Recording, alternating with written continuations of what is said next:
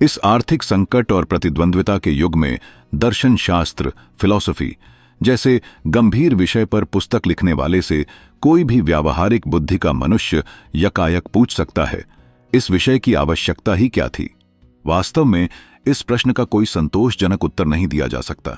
उत्तर तो बहुत हैं, पर उनका मूल्य प्रश्न कर्ता के अध्ययन और बौद्धिक योग्यता पर निर्भर है, जिसका यह दृढ़ विश्वास है कि मनुष्य केवल पशुओं में एक पशु है और उसकी आवश्यकताएं भोजन, वस्त्र तथा प्रजनन कार्य, उसमो संतानोत्पत्ति तक ही सीमित हैं। उसके लिए उक्त प्रश्न का कोई उत्तर नहीं है। परंतु जो मनुष्य को केवल पशु नहीं समझते, जिन्हें मानव बुद्धि और मानव हृदय पर गर्व है, जो यह मानते हैं कि मनुष्य सिर्फ रोटी खाकर जीवित नहीं रह सकता, मनुष्य सोचने समझने वाला या एक विचारशील प्राणी है, उनके लिए इस प्रश्न का उत्तर मिलना कठिन नहीं है। वास्तव में वे ऐसा प्रश्न ही नहीं करेंगे। मनुष्य और पशु में सबसे बड़ा भेद यह है कि मनुष्य जो कुछ करता है उस पर विचार करता है, जबकि पशु को इस प्रकार की जिज्ञासा कभी पीड़ित नहीं करती। मनुष्य अगर रोता है तो रोने पर कविता लिखता है, हंसता है तो हंसने के कारणों पर विचार करता है, पत्नी के होठों को चूमता है और फिर सवाल करता है, यह मोह तो नहीं है। पशु और मनुष्य दोनों को दुख उठाना पड़ते हैं, दोनों की मृत्यु होती है, परंतु दुख और मृत्यु पर विचार करना मनुष्य का ही काम है, पशुओं का नहीं। यह समझना भूल होगी कि दार्शनिक विचारकों को दुख और मृत्यु से कोई विशेष प्रेम होता है। वास्तव में दार्शनिक मृत्यु और दुख पर इसलिए विचार करते हैं कि वे जीवन के अनिवार्य अंग हैं। संसार की सारी विद्याएं मनुष्य की जीवन में अभिरुचि की द्योतक हैं। दर्शन शास्त्र का तो मुख्य विषय ही जीवन है। कवि और उपन्यासकार की भांति दार्शनिक भी जीवन को समस्याओं पर प्रकाश डालना चाहता है।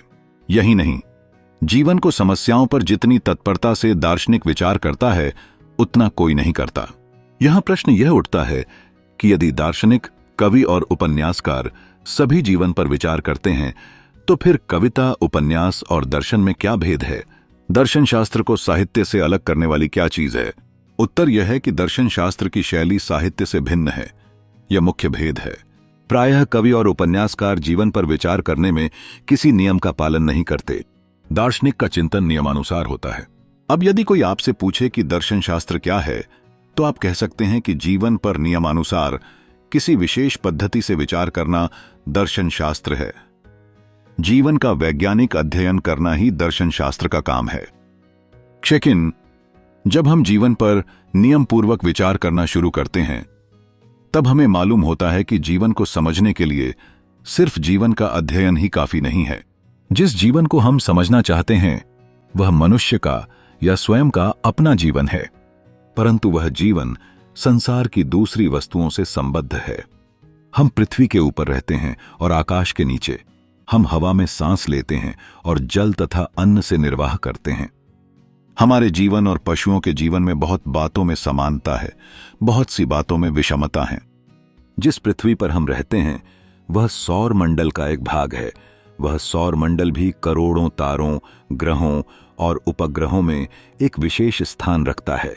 आश्चर्य की बात तो यह है कि मनुष्य जैसा छोटा प्राणी पृथ्वी से हजारों गुने सूर्य और सूर्य से लाखों गुने विशाल नक्षत्रों की गति, ताप और परिमाण विचार करता है। इस विराट ब्रह्मांड में इस देखने में छोटे, तुच्छ मनुष्य का क्या स्थान है, यह निर्णय करना दर्शन शास्त्र की प्रमुख समस्या है।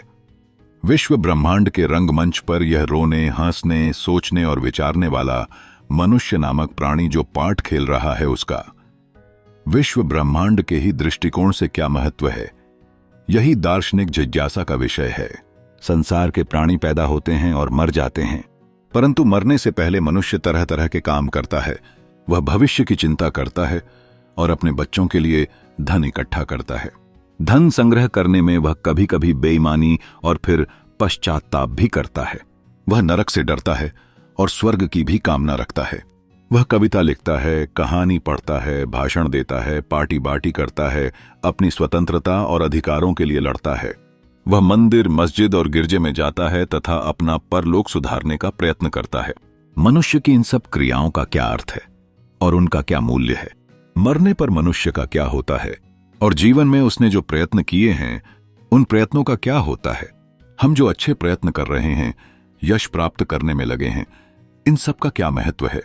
क्या इस जीवन के साथ ही हमारे अरमान, हमारी आशाएं और आकांक्षाएं, हमारी अच्छे बनने की इच्छा, हमारी दूसरों का रक्षा करने की कामना, क्या यह सब मरने के साथ ही नष्ट हो जाते हैं?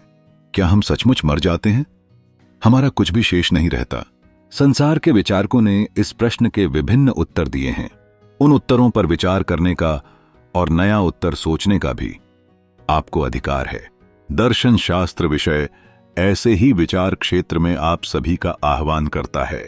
इनमें से बहुतों ने सुन रखा है कि दर्शन शास्त्र में दुनिया कैसे बनी, दुनिया को किसने बनाया और क्यों बनाया, कोई ईश्वर है या नहीं, क्या बिना ईश्वर के दुनिया बन सकती है, जगत परमाणुओं का बना है या किसी और चीज का, मूल तत्व मूल पदार्थ कितने हैं, इत्यादि प्रश्नों पर सतत बहस की जाती है। यह ठीक है कि दर्शन शास्त्र इन प्रश्नों पर विचार करता है, परंतु वह इन प्रश्नों के विषय में इसलिए सोचता है कि यह प्रश्न जीवन क्या है, इस बड़े प्रश्न से संबंध रखते हैं। जब आप रेल द्वारा कहीं जाना चाहते हैं तो आपको स्टेशन तक समय पर जाना होगा, टिकट खरीदना होगा, आदि अनेक काम करने पड़ते हैं। यह काम आपके यात्रा के उद्देश्य में सहायक हैं, स्वयं उद्दिष्ट नहीं है। इसी प्रकार जीवन को समझने के लिए दर्शन शास्त्र को इधर उधर के अनेक कार्यों में फंसना पड़ता है। मनुष्य का असली उद्देश्य जीवन को समझकर उसे ठीक दिशा में चलाना है। इसी के लिए जीवन के कल्याण साधन के लिए ही उसे ईश्वर तथा अन्य देवी देवताओं की आवश्यकता पड़ती है। इस प्रकार यदि आप वस्तुतः दर्शन शास्त्र में रुचि उत्पन्न करना चाहते हैं तो आपको चाहिए कि आप उन समस्याओं का, जो कि देखने में जीवन से उदासीन प्रतीत होती हैं, जीवन से संबंध जोड़ लें। आप जो किसी संबंधी के मर जाने पर रोते हैं, उसका पुनर्जन्म की समस्या से कुछ संबंध है। आप जो अपने मित्रों को प्यार करते हैं, उसका जीवन के अंतिम लक्ष्य से कुछ संपर्क हो सकता है। जीवन में आपको निराशा और असफलता होती है, जिससे कि कर्म सिद्धांत और ईश्वर की सत्ता पर प्रभाव पड़ता है। आपका प्रकृति प्रेम आप में और प्रकृति में किसी गूढ़ संबंध का द्योतक है। इस तरह जीवन पर दृष्टि रखकर विचार करने से आपको दर्शन शास्त्र कभी रूखा नहीं बगेगा।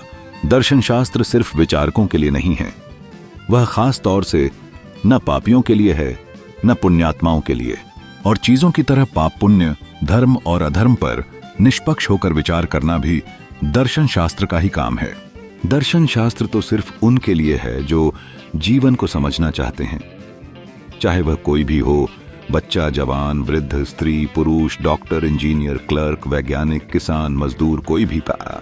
परंतु प्रायः जो जीवन पर विचार करना चाहते हैं वे साधारण लोगों से कुछ ऊंची कोटि के मनुष्य होते हैं। उनमें उच्च जीवन की कामना भी होती है।